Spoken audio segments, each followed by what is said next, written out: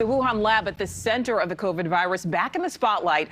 A senior Chinese health official said the country will not accept the World Health Organization's plan for the second phase of a study into the virus origin. So let's bring in NewsNation's On Balance host, Leland Vitter. He's joining me here in the newsroom. All right, so Leland, strong words from that Chinese official. Right, and very unsurprising. Nobody ever thought the Chinese were going to be open and transparent about this. They haven't from the very beginning.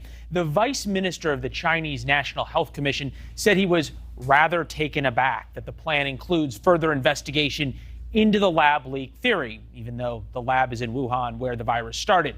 He dismissed the lab leak idea as a rumor that runs counter to common sense, he says, in science, saying it is impossible for us to accept such an origin tracing plan, going on to say the Wuhan lab has no virus that can directly infect humans.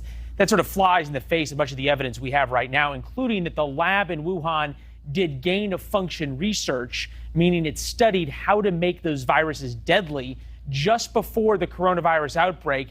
According to U.S. intelligence, 3 scientists from the lab were reportedly hospitalized with symptoms of the disease. That is one of the key pieces of evidence to call in what they call the lab leak theory. All right, so Leland, what's the reaction been like to China's comments?